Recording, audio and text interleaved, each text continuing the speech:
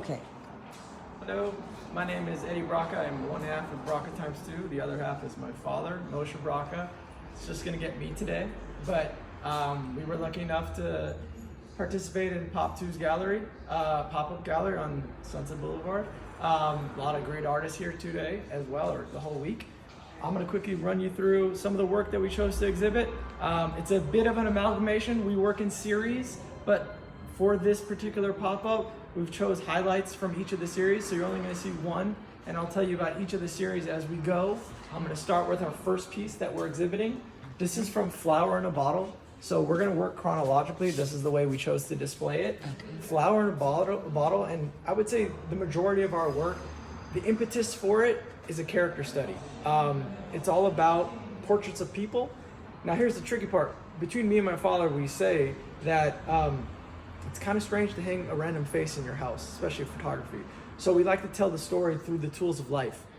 In our first series that we're showing is Flower in a Bottle. You have this quintessential moment, and everyone can kind of empathize and relate to it, is they take their favorite bottle of alcohol or not alcohol, they stick a flower in it, and it kind of resonates. There's that moment of nostalgia, there's a moment of memory. And it tells the story of that moment or the person, that's what they're going through. For this particular one, we chose to highlight champagne, their favorite bottle of champagne. Champagne's sweet, you have that hangover, it's a little too sweet, so you have the white bread, a little more excessive, you have the sugar, the pounds of sugar, and then ultimately you have the bugs that are just taking over the picture as well. And then on top you have this little detail of the actual bottle being broken because it's heartbreak. It comes from heartbreak.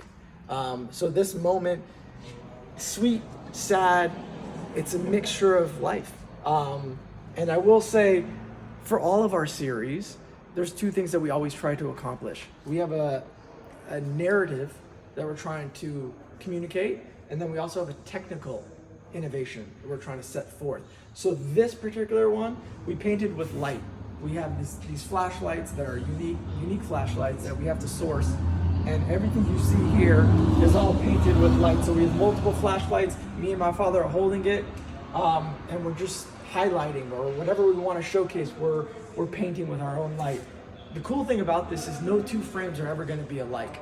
So a lot of times in photography, you snap, strobe, there's a lot of repetition. With these, for instance, if you shoot 100 shots, you're gonna get 100 different shots. So it's really unique and it's really bespoke. Making our way to our next series, this is Man and Woman Faucet. The theory behind Man and Woman Faucet, everyone has a faucet at home, wherever they live, and it uniquely looks like the person that inhabits the property. So everything from the way it looks aesthetically to the way the water pours out, it's almost like the lifeblood. I mean, we did, in total over 30 pieces from Man and Woman Faucet. And for this, it's like some of the faucets have this running stream, others have these little pellets that come out. And it's really cool because a lot of the stuff, as many artists can attest to, is you're discovering along the way of the process. So for us to discover that, very cool. And you really see the inhabitants kind of mirrored. People say that owners look like their dogs. Maybe faucets look like their owners. So it's a different dynamic. The only thing we're really adding here is whatever it's pouring into, the prop that it is, and it kind of highlights the person and gives you another layer of the person. Lit it completely different here. Here we took, outside strobe, gave it one big bang of light, gives it a little more poppy feel. People really resonated to this. We had a lot of success with it, continued success, so good stuff. Next, we have Bite Me. Bite Me, another story of the character study. Here, everyone has dinner or meal or lunch, whatever it is. They take their bite of food and they leave it behind, and that's your footprint of life. So it's really cool to see what people leave behind. So for this particular one, we took one bite each, we left it behind, and that's the picture of the person that we're trying to describe. Painted with light here, give it, light from all different sides, gives it these really nice cast of shadows, but also gives it this hard, soft look, and ultimately it's very painterly, which we really dig. Also the quality of print that we actually print on is we do with a matte print, so it even sucks in the colors and the richness of it into the paper even more, and it makes you dive in, which is really what we tried to accomplish. Moving on to another piece from the Bite Me series. This is Bitten Figs. This was, again, telling the story of who this person is, what this moment of time is, just through 2 simple bites. Really cool, really imaginative. You know, and the greatest thing about art is sometimes your explanation is so different than how people perceive it. So for last night, I had someone come up to me and they're like, why did you stop on the page, the W page? And he told me this amazing story about wasps and how wasps are actual insects that fertilize within a fig. So it's kind of coincidental that we stopped on the W. And I love just hearing people's takes on pieces as a whole. It's really fantastic and fascinating. I'm gonna move you to the other side of the wall where we have more work. As we walk away, I will tell you that Bite Me is a bigger series as well. Bite Me is a series that we have about 28 pieces in total. It's really amazing when you see them side by side because it really feels like you're in a room of people, even without a single face being shown. This is our follow-up series called Drink Me. So from food, we went to the liquor, or milk in this case.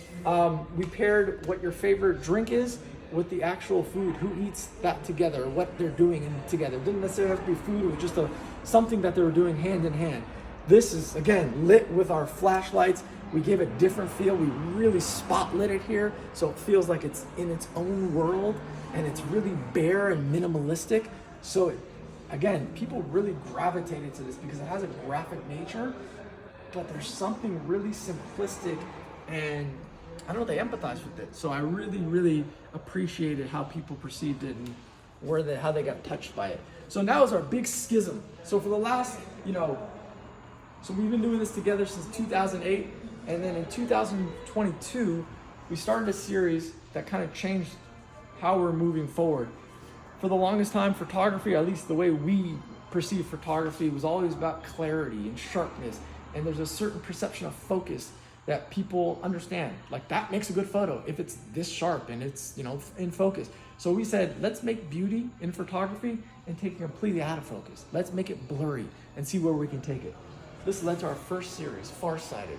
Farsighted is a little experiential. Here we shot through a filter or a medium or a grid, and it ultimately leads to this quality from one distance. So if you're really up close, about 2 feet, 3 feet, it looks completely out of focus. And then as you walk to about 6 to 8 feet away, it completely gains clarity.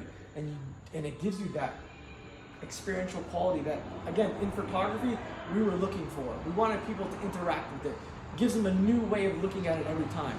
And then ultimately we took objects that were very iconic. Iconic because they saw it, they're so familiar with it, they see it day in, day out, but now through this perception, they're seeing it for the first time. It really lets them live with it. For this piece and some of the pieces in the series, we incorporated type. The type here reads, "I used to get so high," a notion to the basketball shoe or the Jordan, a notion to people, their memories of it, and living, kind of going to a place where they can't touch, but they remember. Then we took that notion, we took the notion of still being out of focus and blurry, and we wanted to go outside with it. And for this, I like to say we made postcards of LA, our LA. And we wanted to see it again, see it from a different perspective, not just take a snapshot of it, a beautiful snapshot of it. It was really taken to a place where you're so familiar with it, you can touch it in your head, but when you see it, it kind of feels like you can't go back in time. That's what this is. These are moments that you can't go back to. So it has this idea of a postcard, of a memory, very rich, very, it sinks into your head. So this is the iconic Randy's Donut, and this is Santa Monica Beach. And again, these are all they feel like memories. And it's great because it shows you LA, a familiar side of LA, but you're seeing it for the first time.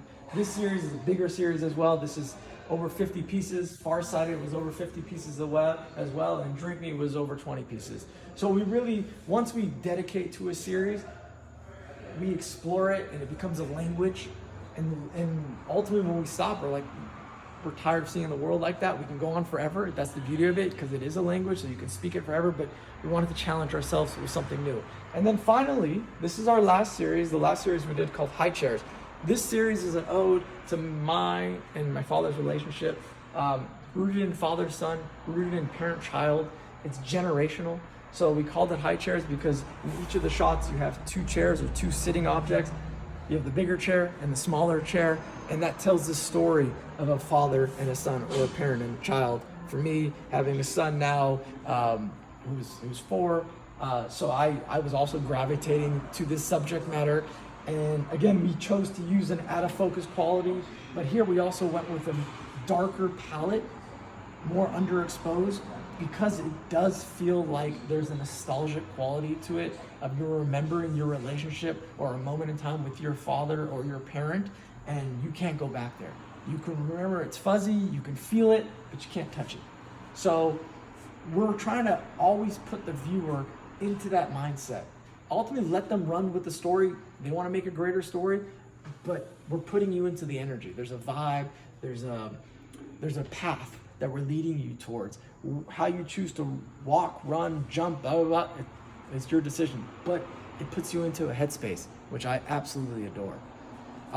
This is also a greater series. So this series was, 25 pieces in total, and all of them really were able to communicate for us the unique language that we speak to each other. I always like to say, because my father is one generation, I represent another generation, that when we speak something that we agree with and we can come to terms with, it's timeless, because it spans the test of time of me and my father. And that's, spans the years of over 50 years. We hope that we're gonna keep doing this, keep making new series, and just keep finding new ways of telling stories from a narrative to technical, and keep making people happy, keep making people have a good time. And I'm grateful for the opportunity. Thanks again, and I'll see you next time.